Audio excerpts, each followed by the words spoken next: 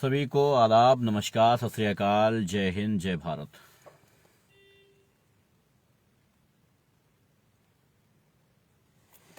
मैं Syed Ehtisham Rizvi new India से मुलाकात करने आया हूं। जी हां, मैं बात कर रहा हूं कि न्यू इंडिया से मुलाकात करने आया हूं। मैं सैयद एहतिशाम रिजवी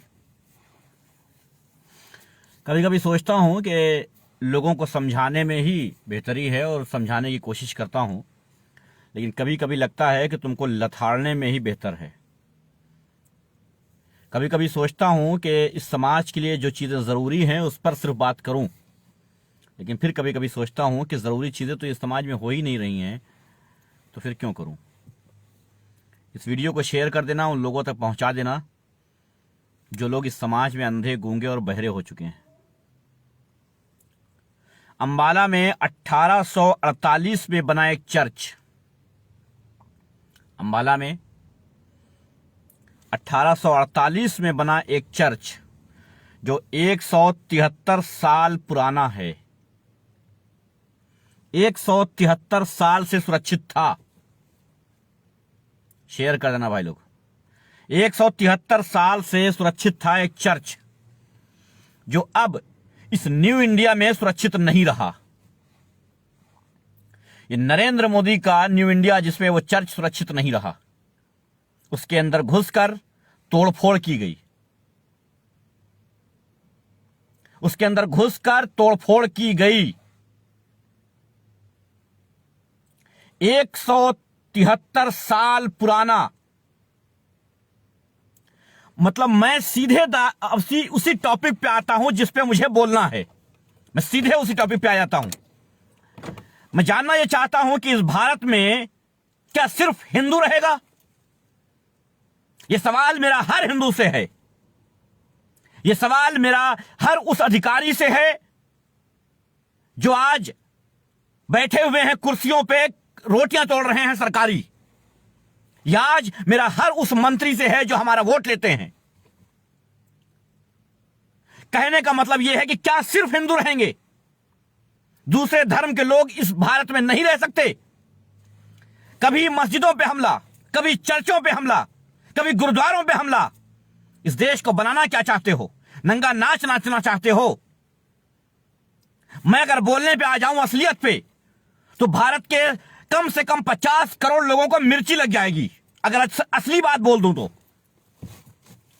तुम लोग साले अपने धर्म पे, अपने धर्म के नाम पर, धर्म संसद के नाम पर आतंकवादी संगठन बनाओ तो ठीक।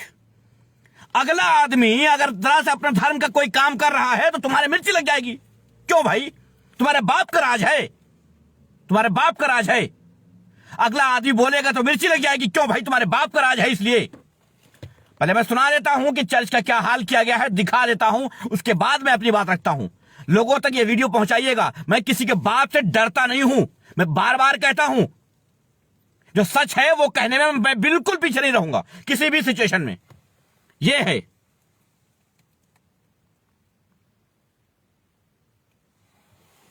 आखिर क्यों 173 साल पुराना चर्च जो अब तक महफूज था, वो अब इस न्यू इंडिया में महफूज क्यों नहीं है? और इसकी जिम्मेदारी किसकी बनती है?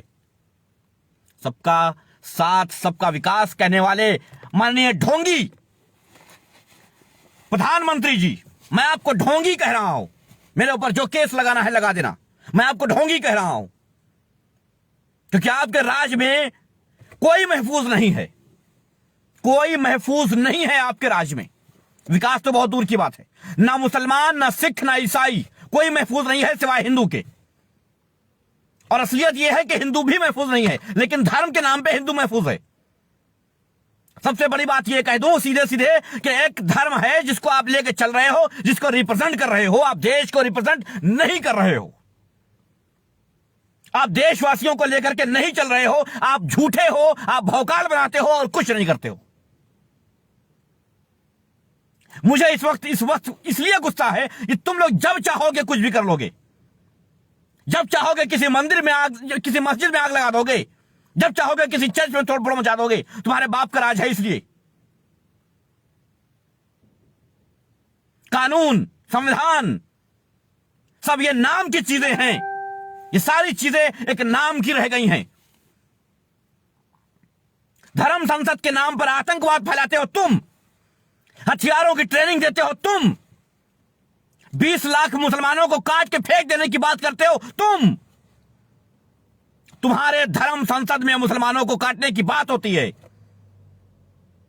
तुम पुतला लेकर के निकलते हो सेंटा क्लॉज का, इसको जलाते हो और कहते हो कि ये धर्म पर। तुम्हारा धर्म है कि कोई जब जो चाहे लेके भाग जाएगा? जब जो चाहे लेके भाग जाएगा तुम्हारा धर्म? हर दिन तुम्हारा धर्म साला खतरे में रहता है। ये कैसा धर्म है तुम्हारा जो हर वक्त खतरे में रहता है? कैसा धर्म है तुम्हारा ये? धर्म को समझे हो धर्म क्या होता है? अबे गधों, धर्म कोई चीज नहीं होती है कि कोई लेके भाग जाएगा। दिल में होता है धर्म। तुम्हारे मंदिर को कोई हाथ लगा दे, उस रास्ते से गुजर जाए तो उसके ऊपर यूएपीए लग जाता है, पोटा लग जाता है उसके बाद।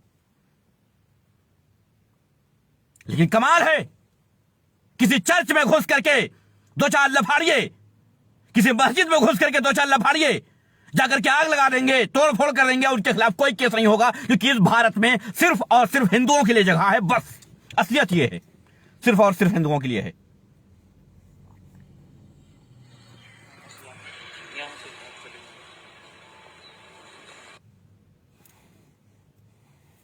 टीवी फुटेज के मुताबिक कोई 2 लड़के हैं जो कि 12:32 के आसपास चर्च कंपाउंड में दाखिल हुए हैं, गेट बंद करके, और उसके बाद 1:40 के नियर अबाउट उन्होंने यीशु मसीह महाराज जी की मूर्ति को खंडित किया है। अभी तक अननोन है, उनकी पहचान नहीं हो पाई है, कोशिश कर रहे हैं। उसके लिए हमने अपनी पुलिस टीम में लगा दी है और अभी कंप्लेंट दी जा रही है चर्च प्रशासन द्वारा। हमें जो भी कंप्लेंट देंगे उसके आधार पर मुकदमा दर्ज करके हम शीघ्र आरोपियों को गिरफ्तार करेंगे। मैं जानना ये चाहता हूं, सीधे तौर पे मैं पुलिस से बात करता हूं, मैं सीधे तौर पे पुलिस से बात करता हूं। एक आता है स्वतः संज्ञान, कई मामलों में मुसलमानों के खिलाफ स्वतः संज्ञान पुलिस ले लेती है। कई मामलों में हजारों ऐसे बेगुनाह मुसलमान हैं जो जेल में सड़ रहे हैं क्योंकि पुलिस ने उसके एफआईआर में लिख दिया है स्वतः संज्ञान लिया गया। तो जब स्वतः संज्ञान तुम मुसलमानों के खिलाफ ले रहे हो और ये वीडियो वायरल हो रही हैं, जो धर्म संसद के नाम पे आतंकवाद फैलाया जा रहा है, इसका स्वतः संज्ञान क्यों नहीं लिया गया? जब ये ऐसी चीजें भारत में फैलाई जाएंगी तो फिर इनका मतलब क्या निकलेगा? मैं क्या कहूं?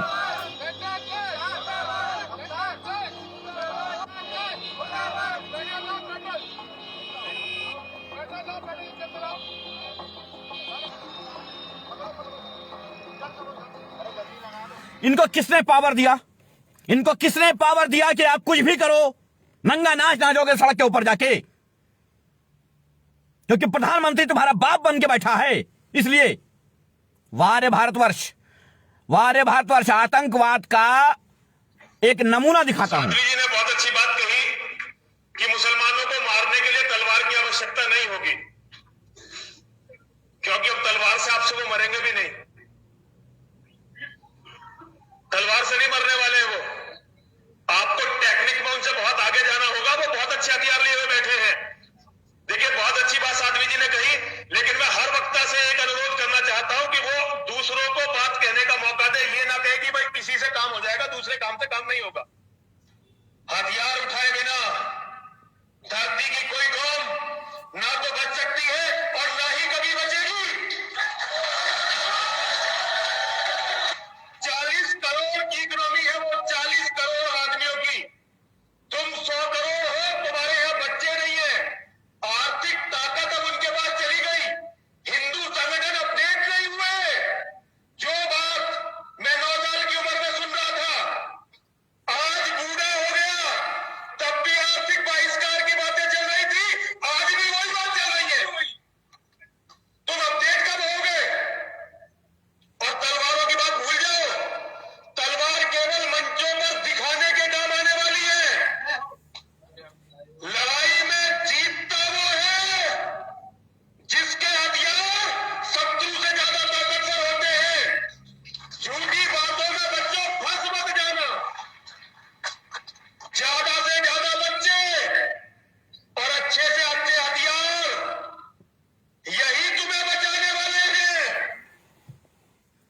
मैं जानना चाहता हूं उत्तराखंड पुलिस से, मैं जानना चाहता हूं भारत के प्रधानमंत्री से, मैं जानना चाहता हूं देश के गृह मंत्री से, आखिर क्या नौटंकी चल रही है इस देश में?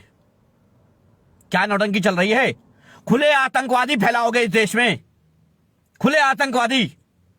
हथियारों की बात करें, स्वतः संज्ञान क्यों नहीं लिया गया इनका? सोशल मीडिया पे वायरल है ये वीडियो, वायरल है, लेकिन स्वतः संज्ञान क्यों नहीं लिया गया अब तक? क्या गृह मंत्री की आंखें फट चुकी हैं? क्या पुलिस प्रशासन मर चुका है या दलाली खाने बैठा है? क्या कर रहा है? कानून, संविधान, धाराएं सब कहां घुस गई आज? इस तरह से जब फैलाई जाएगी नफरत तो किसी भी चर्च में, किसी भी मस्जिद में कोई भी घुसेगा और कुछ भी करेगा। ये गृह युद्ध जो छेड़ा जा रहा है देश में, ये सब मिलीजुली सरकार से हो रहा है। इसमें क्या मंत्री, क्या अधिकारी, क्या नेता, सबके सब मिले हुए हैं, सबके सब मिले हुए हैं, A to Z सब मिले हुए हैं। इसमें जो जितने बड़े पद पे बैठा है वो उतना बड़ा जिम्मेदार है इसका। बड़ी शर्म की बात है, बड़ी शर्म की बात है कि वो ईसाई लोग जो गिनती में नहीं है भारत में, जो किसी मसले पे बोलते नहीं हैं, किसी धर्म से कोई मसला नहीं रखते हैं, उनको भी नहीं बख्शा जा रहा है। और यही सच है कि भारत में किसी को नहीं बख्शा जाएगा। अगर आप शरीफ हो, आप सीधे हो तो नहीं बख्शे जाओगे। ये आतंकवादी आपको मार देंगे, और अगर नहीं मारेंगे तो पुलिस वाले आपको जेल में डाल देंगे, और पुलिस वाले भी जेल में नहीं डालेंगे तो नेता कहीं ना कहीं आपको कुचल डालेगा अपनी गाड़ी से। यही होना है इस भारत में। शर्म आती है यह कहते हुए कि हमारा भारत अब गुंडों, मवालियों और आतंकवादियों का देश बन के रह गया है। आतंकवादियों का देश बन के रह गया है हमारा भारत। लानत है ऐसे लोगों पर। सबका विकास, सबका विकास, सबका विकास। क्या विकास किया है तुमने? आतंकवाद का विकास किया है। मेड इन इंडिया आतंकवादी तैयार कर दिए हैं तुमने। कमाल है साहब। कहते थे ना कि एक सुई से लेकर के एक हवाई जहाज इस भारत में बनेगा, मैं बाहर से क्यों सामान लूं भाई? हैं?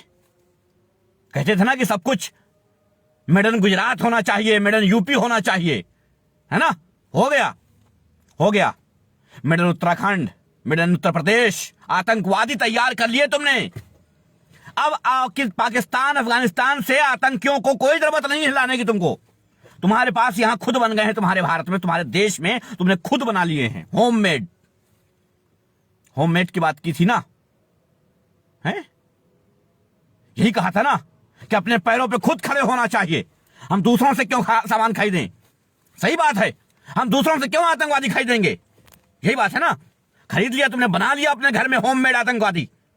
जब चाहे किसी चर्च में घुस जाएं, जब चाहे किसी गुरुद्वारे में घुस जाएं, जब चाहे किसी मस्जिद में घुस जाएं, और जो चाहें वैसा करें।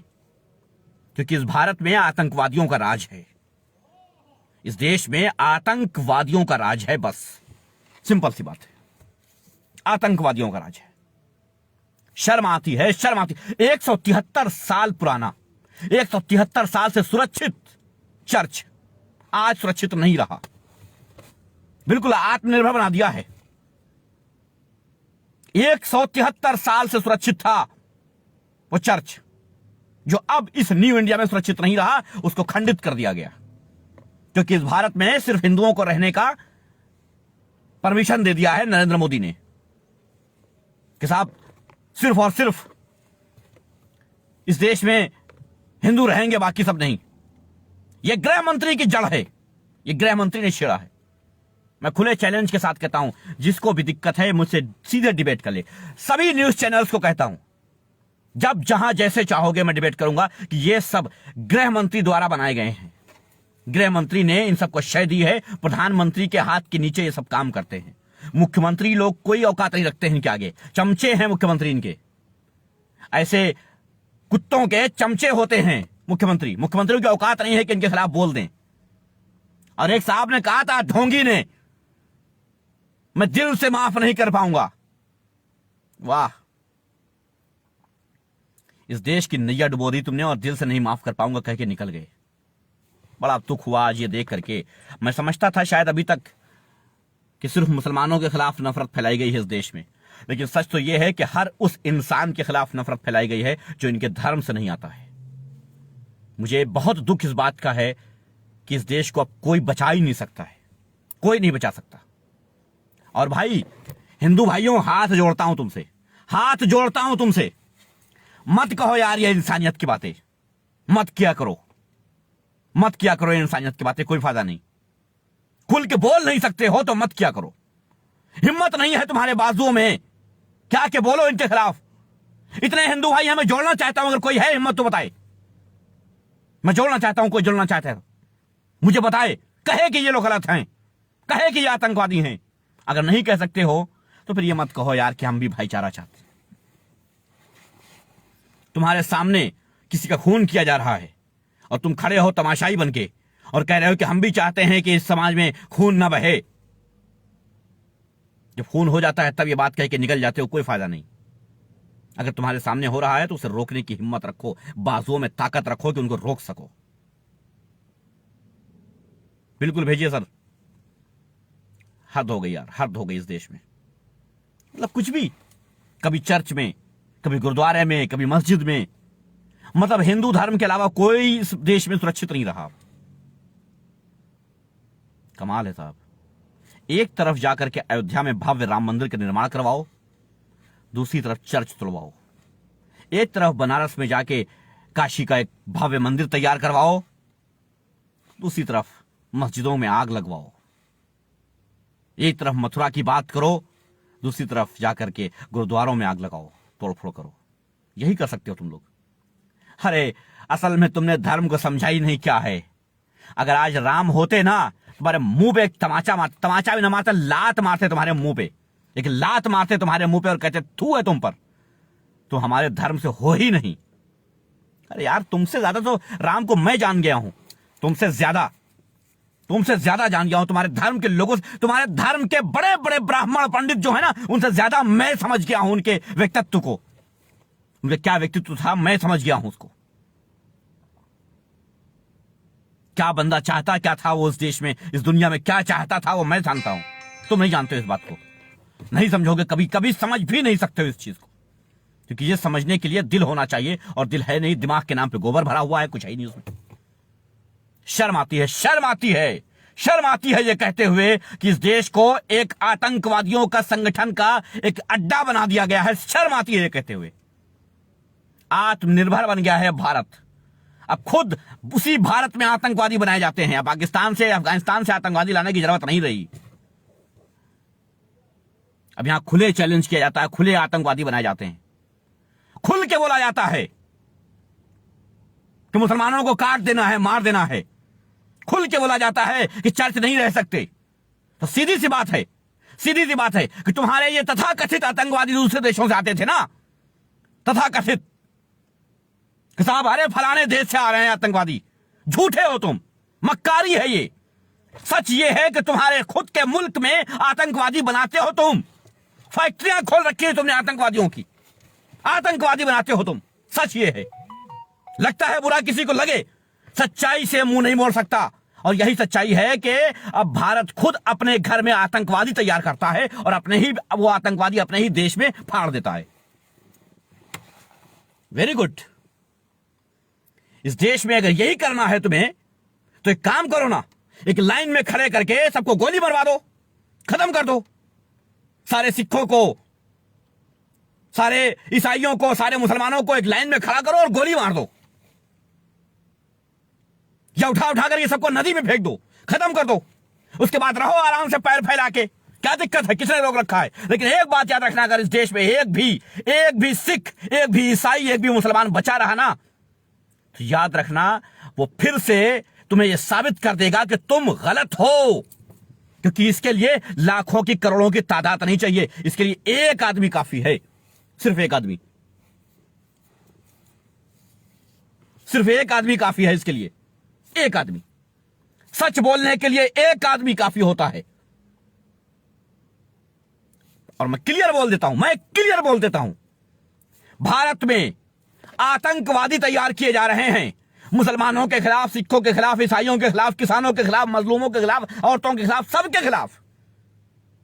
यही वो आदमी है जिसने भारतीय जनता पार्टी की औरतों को जो कुछ कहा था तुम्हें सबके सामने है। ये नारी सम्मान की बात करते हैं। कौन सा नारी सम्मान है? अरे तुम क्या सीता जी को पूजोगे जो तुम औरतों की कदर करना नहीं जानते हो? क्या पूजोगे? तुम झूठे हो, तुम जानते ही नहीं हो उनकी हैसियत, उनका मर्तबा नहीं समझते हो, उनकी वैल्यू नहीं समझते हो, तुम नहीं समझ सकते। अरे जिस राम ने झूठी बेर खा करके ये बताया था कि हम फर्क नहीं समझते हैं ना, उस राम राज्य में उनको मार देने की बात होती है, उनको काट डालने की बात होती है, उनको मिटा देने की बात होती है, और कहते हो कि ये रामराज है। अरे वाह, सच तो यह है कि तुमसे अच्छा रावण राज था। यह सच है कि तुमसे अच्छा रावण राज था। इस तरह से खून खराबा नहीं होता था। जो कुछ आज हो रहा है ना, इसका जिम्मेदार सिर्फ और सिर्फ आज की मौजूदा सरकार है। आज की मौजूदा सरकार है, वो चाहे गृह मंत्री हो, चाहे प्रधानमंत्री हो, चाहे स्टेटों के मुख्यमंत्री हो। बिल्कुल गैर स्त्री की इज्जत करना इनको रावण से सीखना चाहिए, लेकिन नहीं सीखेंगे। अरे जो राम से ना सीख पाया वो रावण से क्या सीखेगा? बिट्टू भाई, क्या सीखेगा वो आदमी रावण से जो राम से ना सीख पाया?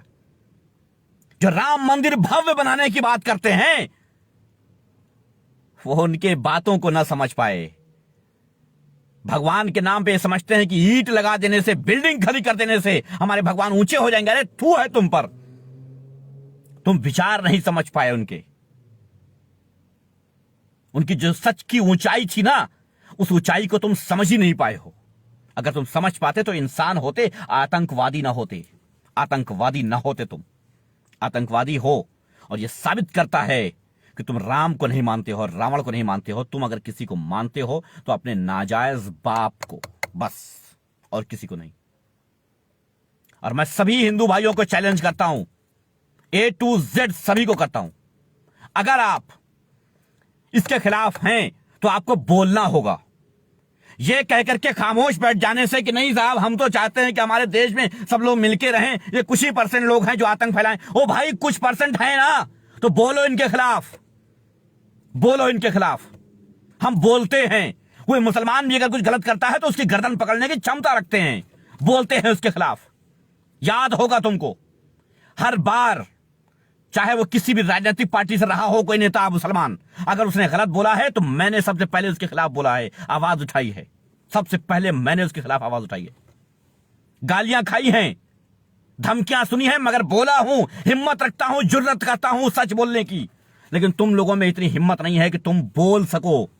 अगर है हिम्मत तो बोलो आके मैदान में और कहो कि यह गलत हो रहा है और हम इसके खिलाफ खड़े हैं। लेकिन नहीं बोल पाओगे तुम लोग, नहीं बोल पाओगे तुम लोग। बड़े दुख के साथ कहना पड़ता है कि तुम लोग नहीं बोल पाओगे।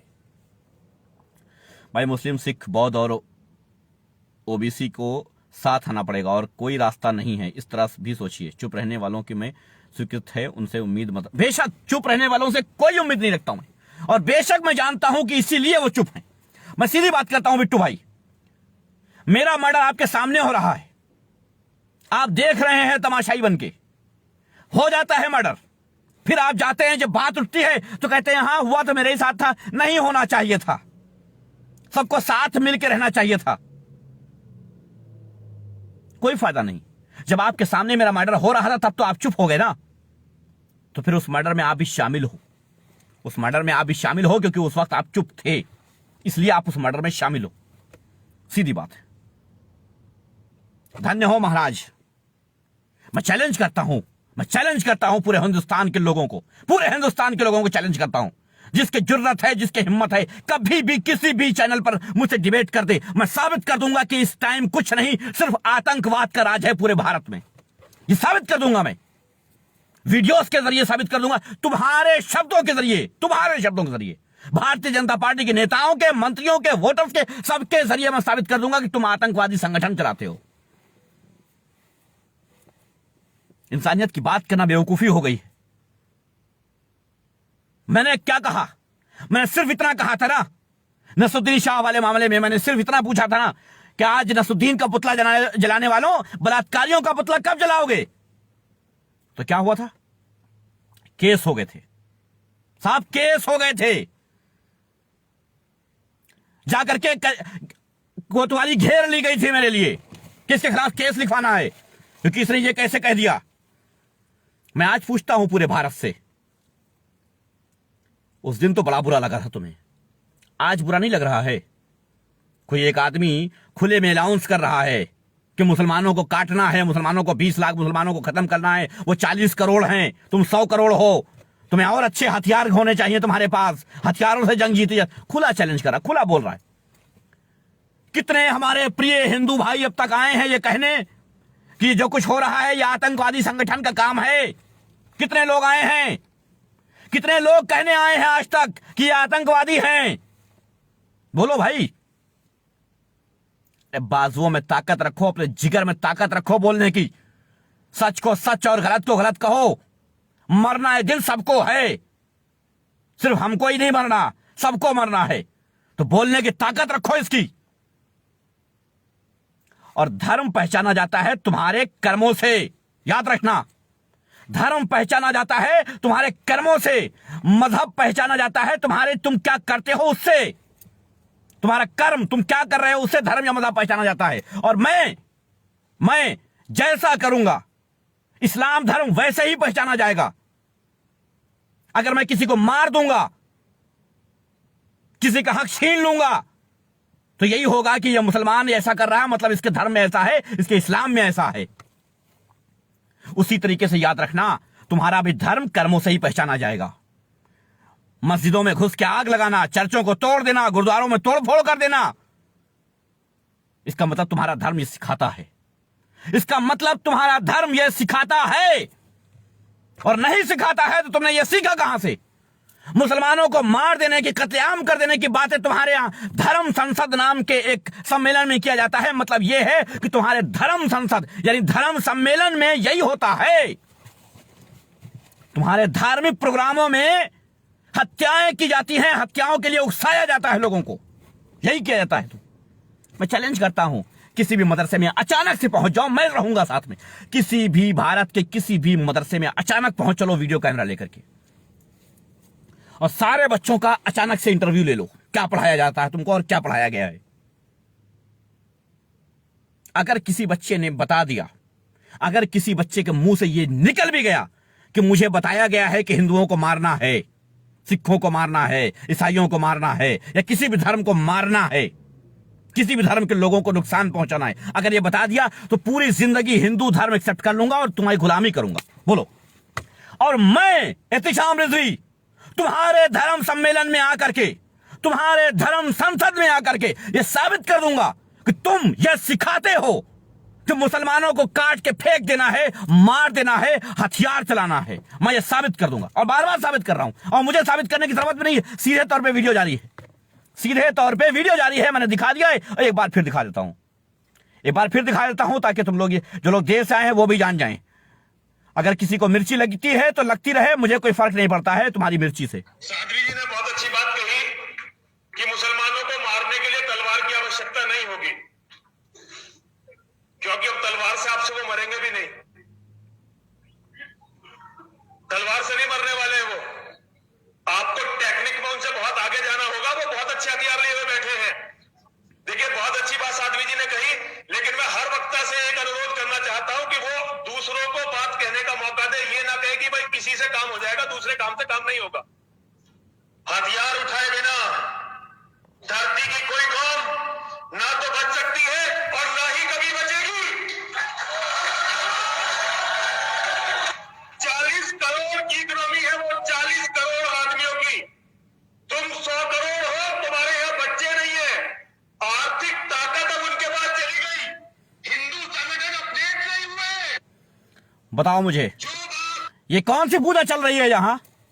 ये कौन सी पूजा है? किस भगवान की आरती उतारी जा रही है? ये किस भगवान की? मैं क्यों ना कहूं कि तुम्हारे धर्म सम्मेलन में आतंकवाद की पाठशाला पढ़ाई जाती है? मैं क्यों ना कहूं? एक रीजन मुझे दे दो कि मैं ना कहूं, एक वजह मुझे दे दो। और ये कोई मामूली आदमी नहीं है जो बोल रहा है, ये आता जाता सड़क चलता आदमी नहीं है कि तुम्हारे धर्म में ये कह दो कि भाई साहब ये तो अरे ऐसा ही आदमी है। नहीं, इसको भी, इसकी उन्नति भी हुई है। अभी इसको तुम्हारे यहां जो भी होता है उन्नति के लिए वो किया गया है, इसको शंकराचार्य टाइप बनाया गया है, एक पद मिला है इसको। हां, एक पद मिला है इसको, एक सम्मान प्राप्त हुआ है इसको, यह माननीय है तुम्हारे धर्म में। यह ऐरा गैरा कोई पंडित नहीं है, कोई वो महाराज नहीं है जो पत्रा विचारते हैं। यह एक सम्मानित व्यक्ति है तुम्हारे धर्म का, यह एक सम्मानित व्यक्ति है तुम्हारे धर्म का, प्रतिष्ठित व्यक्ति है तुम्हारे धर्म का। इसके दर्श होते हैं, आप क्या उसको क्या बोलते हैं, पाठशालाएं होती हैं। इसकी बात को पत्थर की लकीर माना जाता है, इसकी बात मानना ही होगा हिंदू धर्म वालों को। यह दूत है, आपके भगवान का दूत है ये। भगवान के बाद इसकी पूजा होती है, तो फिर क्या मानूं मैं इसको?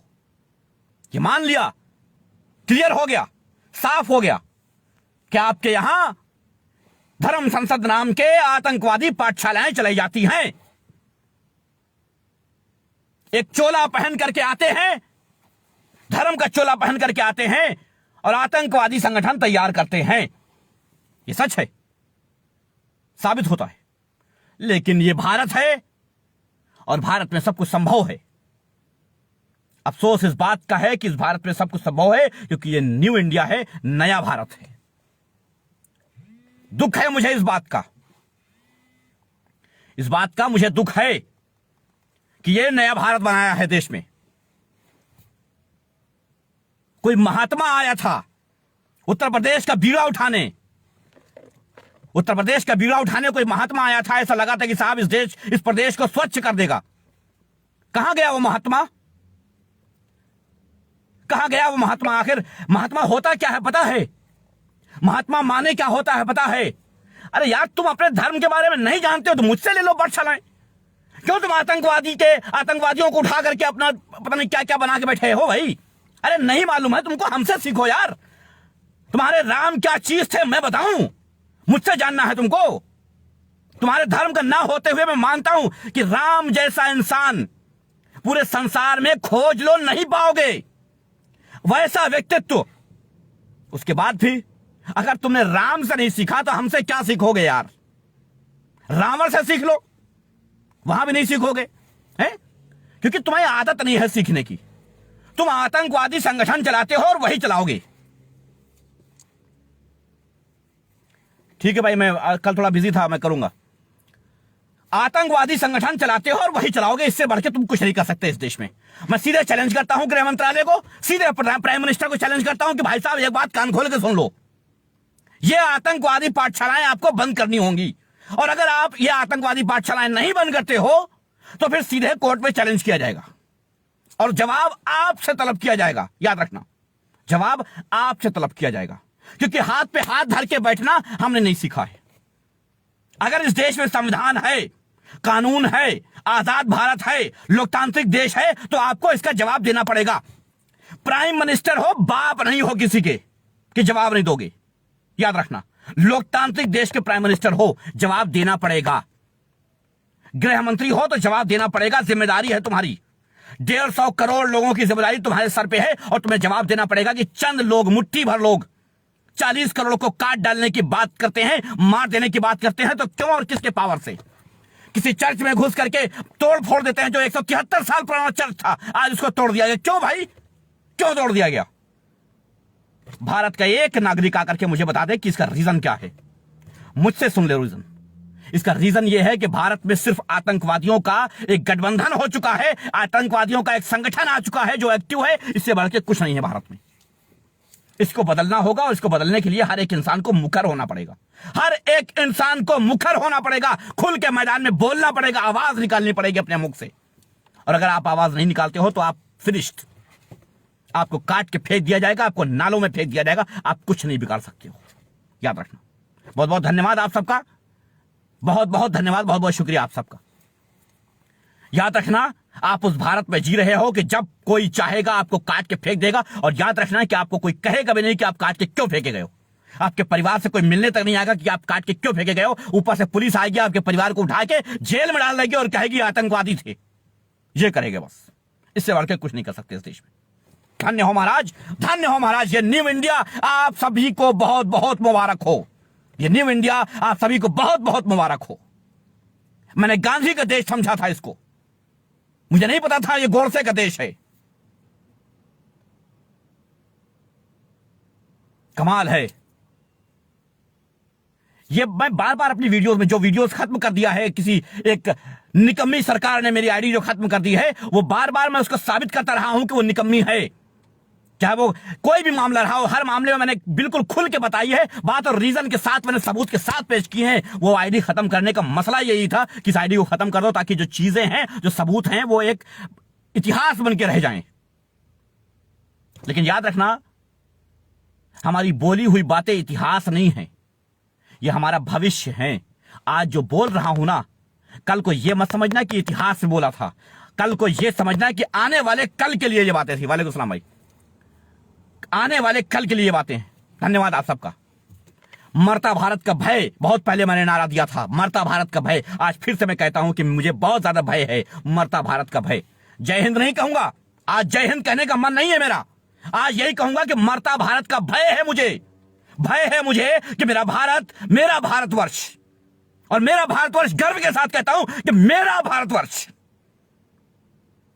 क्योंकि तुमसे 10 गुना ज्यादा खून मैंने अपना बहाया है इस देश के लिए। याद रखना, तुमसे 10 गुना ज्यादा योगदान मेरा रहा है इस देश के संविधान के लिए, इस देश की आजादी के लिए। अगर असलियत बोलने लग जाऊंगा तो ऐसी मिर्ची लगेगी कि तुम्हारे 7 जन्म के पुरखे भी आकर के हमसे चैलेंज नहीं कर पाएंगे। याद रखना, ना बोलने का मतलब यह नहीं है कि हम डरते हैं, ना बोलने का मतलब यह होता है कि हम शराफत से चुप हैं। नाली में इसीलिए पत्थर नहीं फेंकता हूं कि गंदगी अपने ऊपर भी आएगी। यह मत समझना कि फेंकने की औकात नहीं रखता हूं। अरे औकात तो ऐसी रखता हूं कि पूछो मत। और पूरे भारतीय जनता पार्टी को चैलेंज करता हूं, कोई मां का लाल अगर है तो मुझसे डिबेट करके दिखाए। पूरे भारतीय जनता पार्टी को संबित पात्रा से लेकर के गृह मंत्रालय तक चैलेंज करता हूं। किसी में मजाल है तो साबित करके दिखाए कि इस देश में सबका साथ, सबका विकास हुआ है। और मैं साबित करके दिखाऊंगा कि इस देश में हिंदू धर्म के अलावा सभी धर्म खतरे में है। यह मैं दिखाऊंगा। सभी धर्म के लोग खतरे में, धर्म नहीं, सभी धर्म के लोग खतरे में हैं। बस ये नौटंकी है, सबका विकास नौटंकी है। झूठ बोला जा रहा है सरासर, देश को तबाह किया जा रहा है। प्रधानमंत्री जी आपसे नहीं होता है, कुर्सी छोड़ दो, चले जाओ, संन्यास ले लो, जाओ। अरे तुमसे एक महिला नहीं सुधर पाई, तुमसे एक महिला नहीं संभाल पाई, तुम क्या संभालोगे देश को यार? क्या संभालोगे तुम देश को? शादी करके छोड़ दिया ऐसा ही, तुम क्या संभालोगे देश को? प्रधानमंत्री बन के ऐसे देश को छोड़ दिया कि जाओ गुंडे मवालियों, ऐश करो तुम जाकर के।